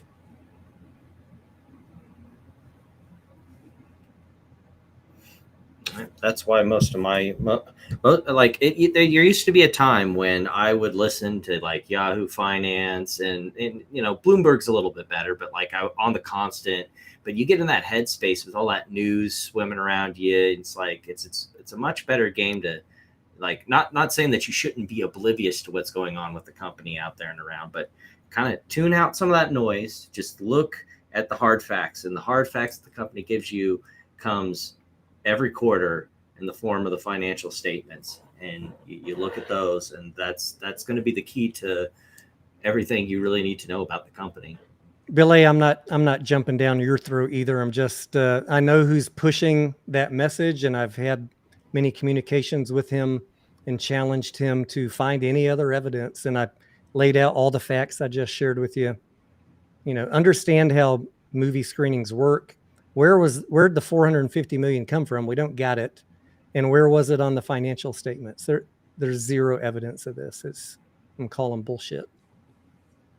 And this is the trap that I call them the conspiracy theory people fall into, is believing anything that confirms their bias without questioning it. Mm-hmm. This is a dangerous trap. They have a dangerous poison pill of confirmation bias and cognitive dissonance.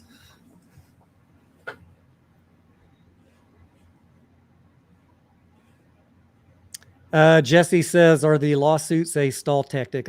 Jesse, I think that the New York lawsuit will not affect the Delaware decision whatsoever.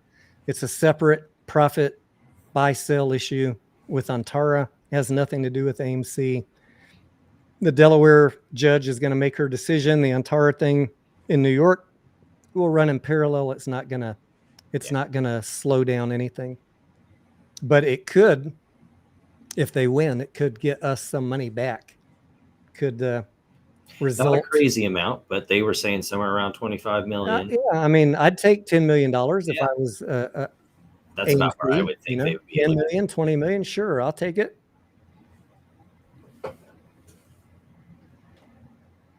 Was the Allegheny thing a delay tactic? Maybe. I've called bullshit on the Allegheny lawsuit from day one. I'm glad that all the no voters are starting to wake up and realize that the whole Allegheny thing is bullshit too. Our reasons for thinking it's bullshit obviously are different. They think some reason they think Allegheny was hired by Adam Aaron to sue the company. Why? Which makes zero sense to me, but they don't stop at anything at creating new theories. Correct. Man, they should write fantasy novels. They should. Being in stocks. But I'm glad at least that they're realizing that this was all bullshit. It was a chance for attorneys to make money, probably a stall tactic. And in my mind,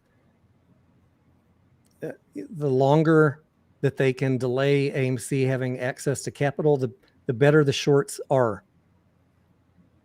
So delay means short power. No short is scared when this company has no access to capital.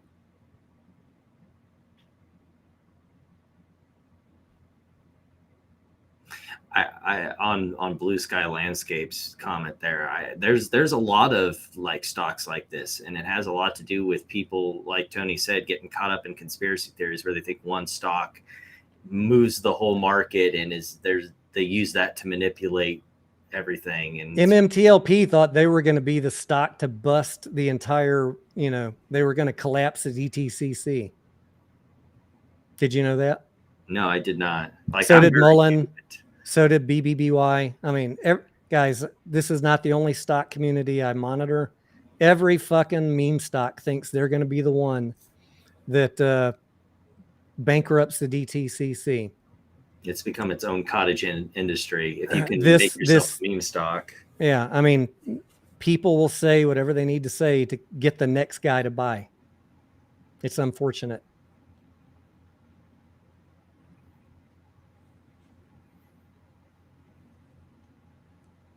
Pet Rock says, why is Bigham's having such a hard time getting Doug in the space call? I've seen some of their Twitter going back and forth, probably because Bigham's Doug is not very nice. Are we talking about the Doug I think we were talking about? Yeah. I kind of like Doug. You probably need to go interview with him for a job like Al did to get in his good graces. Allegedly. I still don't know how he got that interview. Well, I mean, he made no secret when he was on his hiatus. I don't know if you know, Al deleted his whole channel for a while. Yeah, he's done that several times. And then he came back and he's like, hey, I was interviewing with some institutions and hedge funds and to get inside information. Yeah, right. We all know what his agenda is. But yeah, I saw the interview that Amy did. It's a shame everyone. I don't want to say everyone. That was not.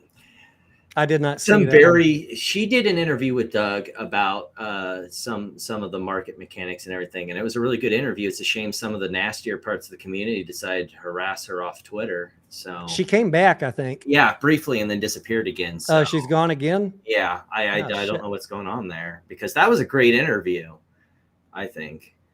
And I'd like to get to talk.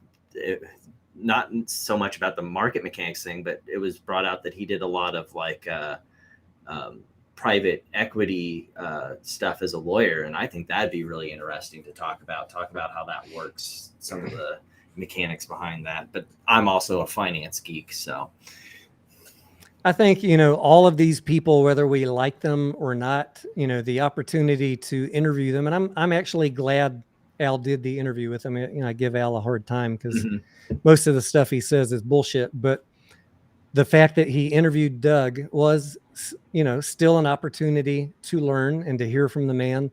Al, unfortunately, just gave him softball questions like, where was your 2 years of passion about all the market manipulation? There was zero hard-hitting questions, which is why I question that whole relationship. Like if I had the opportunity to interview Doug Sifu, and I'm sure Bigham's would be even worse than me, I'd be asking some very, very uncomfortable questions. And that didn't happen in Al's interview, which is why the whole thing Well, he was... also was throwing puffball conspiracy questions at him that, that Doug could swat down because he probably deals with that on a regular basis on Twitter. You got to pin him down with actual facts if you're going to bring something to him. Yeah, I mean, you've got, what did he have? 800 pages that he turned into the court and the FBI, but he couldn't come up with 3 solid questions to Sifu. Yeah. Come on, man. Anybody with a modicum of common sense can see through that bullshit. Yeah, and the fact that those 800 pages was a bunch of gobbledygook, where he can't even figure out how to read a chart when he's organizing his 800 pages to know that's a top 10 list, not a... All right, let's take a couple more questions and then we're going to wrap it up because I think we've covered all the topics for tonight, and I don't want to be up too late. What other questions you guys got? We'll take 2 or 3 more if you got some good ones. Hopefully you got some value out of tonight. Thank you for tuning in. Corax, while they're teeing up their questions, thank you for your time. No problem. I appreciate being on here. Huh? No, I appreciate being on here. Massalorian was going to join us, but I guess he probably got tied up doing something. I talked to him for a few minutes, about an hour before we came on. Mm-hmm. So sorry he couldn't make it. And maybe one of these times I'll catch him when he's on, because I've been on when you've had another guest before, but yeah, you got quite the lineup of people and contacts. Jesse says, I'll be in Austin next April. All right, Jesse, I look forward to it. Stay in touch. Let me know when it gets a little closer. Speaking of travel plans, we still tentatively are heading up the direction of Gig Harbor and Seattle in August. I won't know my exact travel dates till sometime in July. My buddy up there is a pilot for a major airline, and he has 2 weeks on, 2 weeks off, and he gets his schedule a month in advance. So if you're up near Vancouver, Seattle, Gig Harbor, shoot me a note. Maybe we can all meet up for a beer. And then... I'll let you co-pilot? Huh? No, he won't let me co-pilot. He does the Seattle to Tokyo route, just back and forth for 2 weeks. That's gotta be cool. And then September, we should be going to Nashville. If you're in Tennessee and you want to meet up, I'm happy to always meet with you guys on our travels, or if you come my way to Texas. Been to Nashville a couple times. I'm not nameless. I'm not faceless. You want to see my postcards? Come to Texas. If you're a troll, I'm going to charge you for the right to see my postcard. I mean, I've shown them, but get out your gimmicks. Yeah, my postcards, my marriage license, whatever the fuck these incels trying to smear me with. He's not married. He didn't get postcards. Bitches, please. Yes, you personally bring in someone to interrupt our stream simply to make people think that you're married. Yeah. And by the way, our anniversary is in 2 days, so looking forward to that. I'll share a couple pictures. I was looking through some photos. I think I found our very first photo was on January 1st, 2015. Scarlett. So I'll share some photos with you guys on Saturday. And we haven't made firm plans yet for what we're doing, but don't expect a live stream on Saturday night. Thank you, Punchy. All right, King Arthur says, what is your take on the general market lack of liquidity in it affecting hedge funds or margin calls. I think that there is or was some liquidity problems, but as far as if there are, what are their effect on hedge funds? Any hedge fund worth its salt is hedged for a market downturn. Yeah, and their liquidity is locked in. When you give money to a hedge fund, you sign a contract that says we get your money until X release date. So unless they need more money coming in, I don't think they have any real. A lot of people don't know that that when you sign up with a lot of these big hedge funds as someone who's investing your money, you basically sign like a 7-year contract that you're giving up access to your money. Other than some of them have certain amounts, like 10% that you can withdraw per year. And when COVID hit,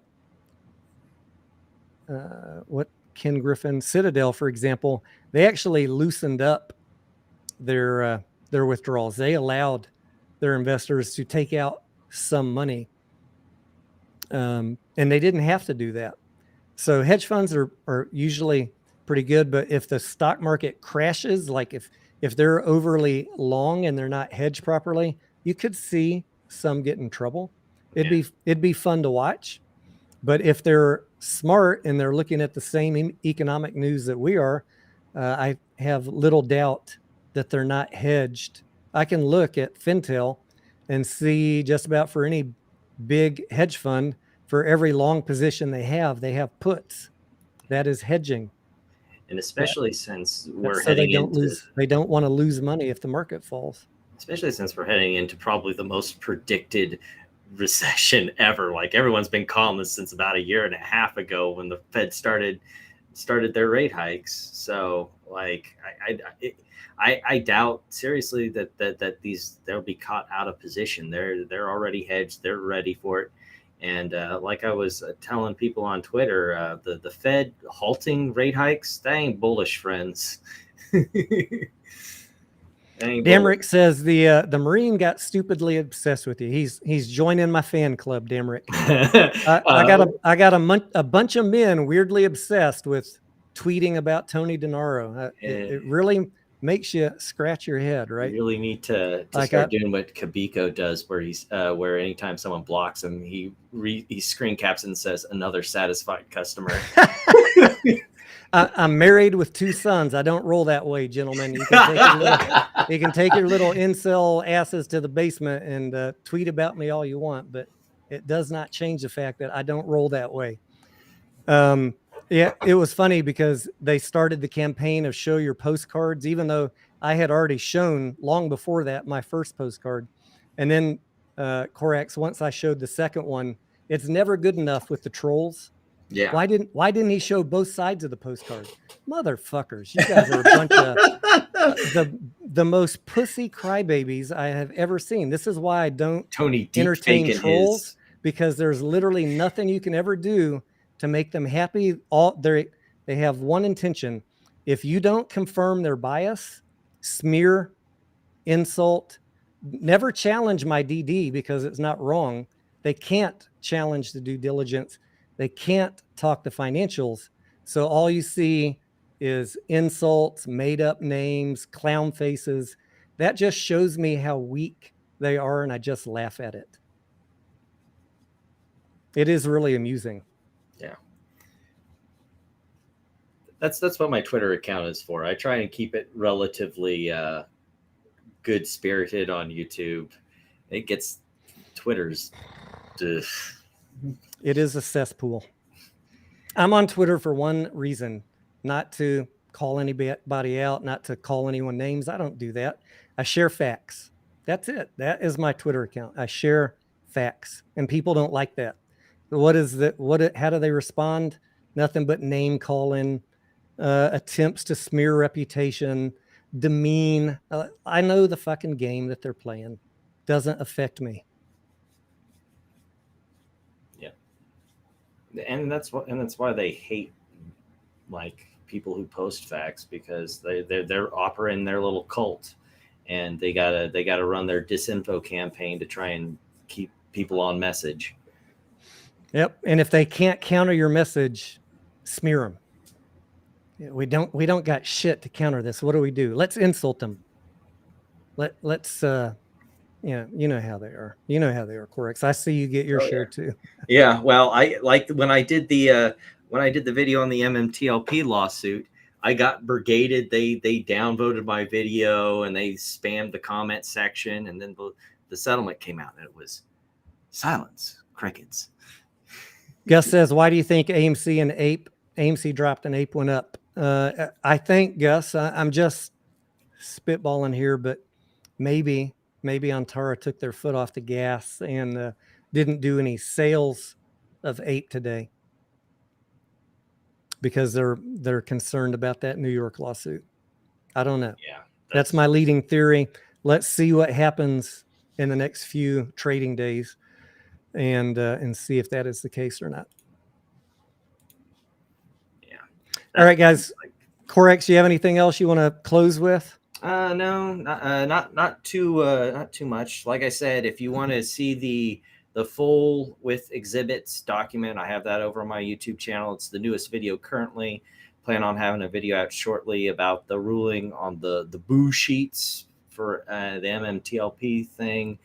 And other than that, I guess hopefully next week is a little slower because this was hectic as far as getting news out to the people. Gorilla Gardner says, buy the dip. Buy the dip, Gorilla. All right, guys. I guess that's it. Be good to one another. Be to the extent that you can. Remember, we're all shareholders. We all have the same motivation to make money and to come out a winner to the best extent we can in this play. We might not all agree on stuff. There's no reason for all the drama and the name calling unless you just don't like facts being put in front of your face, and that is your own personal problem. So I'm going to continue to take the high road, share my opinions. Nobody pays me for my thoughts. Once again, I'm going to keep on saying that. These are my thoughts, my analysis, my look at the fundamentals, my look at the financials. I don't talk to fucking anybody in this community other than Massalorian. He and I have a phone conversation maybe about once a week.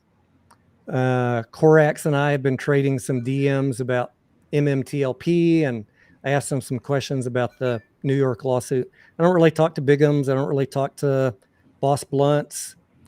Phil, I'll call him and say hi about once every 6 weeks, just to let him know I appreciate his enthusiasm. That's about it. You know, I operate in my own little silo. I don't like other people contaminating my thoughts. And so what you hear is me, raw, unfiltered. I don't care if you like it or not, but I hope that you learn something, and I hope that you're open to learning something. I've been talking to many people individually in my Discord and promising them that once we get past this hearing, and hopefully by then Bed Bath & Beyond will be done, MMTLP's wrapping up, that we can get back to some daytime live streams and some actual trading, because I do enjoy that and I enjoy those daytime live streams, but it's just been way too toxic, way too much drama. Yeah. I'm working really hard to get all of these beautiful people blocked, so that because I don't want an audience of conspiracy theory people. I want an audience of people that want to learn and make money, and that want to learn how to read financial statements and why that matters, how to recognize clickbait, and when you're being spoon-fed stuff and set up. It's very predictable. The charts don't just tell you what's going to happen next, but they can also tell you when you're being set up, and you got to get in, get out, take the money, move on. That's my little speech for the night. Mm-hmm. As far as I guess one other thing, that's the thing that I'm hoping to get to is I like I said, I talked with Bronco. I hope to have him on sometime once this AMC stuff is over with. So I want to set up. It's like I'm not just dunking on the MMTLP people. It's like, here, let's get some experts in. How do you evaluate an oil and gas company? What are the things you look for? What Is he a Twitter guy? Yeah. I can send you his Twitter handle. I just found out in talking individually to my Discord members that we have a oil and gas. I don't know if I'd call him an expert, but that is his forte. That's what he focuses on. He's like, I look at drilling permits, and I was like, man, you need to speak up more in the Discord. Because there's a Bronco does that. I know there's another guy, Jim Slocum, who was running for Texas Railroad Commission, that he's talked a couple times in these strings about how you read those drilling permits and know what's going on with the company, what they're doing, what they're up to, if they're actually fulfilling their obligations. The whole MMTLP thing, man, the drill, the what do you call it? It's not a well, is it? Yeah, they've been just doing test wells right now. Well, all right. So the wells that they've dug have all been duds, right? Yeah. Well, they got water from one. Yeah, I've jokingly said that they're glorified aquifers because they pumped more water than oil. So I still feel very confident on what I said 6 months ago. I mean, it was properly valued MMTLP when it was trading at $1, because it doesn't matter what resources you think you have under there. If you can't access them, then it's just like Highcroft, right? They got a massive amount of gold and silver, but until they can figure out how to economically access it, it's pointless. Highcroft is sitting on one of the biggest silver deposits in the US, maybe the world. Why is it at 30 cents? Because they can't fucking process it or access it. So until that changes, Highcroft is properly priced. And the same with MMTLP. It was properly priced at $1. It got pushed up from clickbait, YouTubers lying to people, and FOMO. Should have taken the money and moved on. Hopefully that was a lesson learned for some people. And I hope you don't hate me for saying that, but that was my recommendation 6 months ago, and I stand by it. It was properly priced. All right. It's our third goodbye. I bid you adieu, guys. Have a good night. We will I'll be on top of things again all day tomorrow. I'll see you in the Discord. For those of you that have a badge next to your name, thank you for supporting the channel. Remember, if you have a badge next to your name, if you're not taking advantage of the Discord, you do have free access. What else? Aaron, Anya, Karen, thank you for modding tonight. I see we blocked a couple of alt accounts. Thank you for that. And we will see you guys on the next one. Might do another live tomorrow night. There will not be one on Saturday because of our wedding anniversary. Have a good night, guys. We'll see you.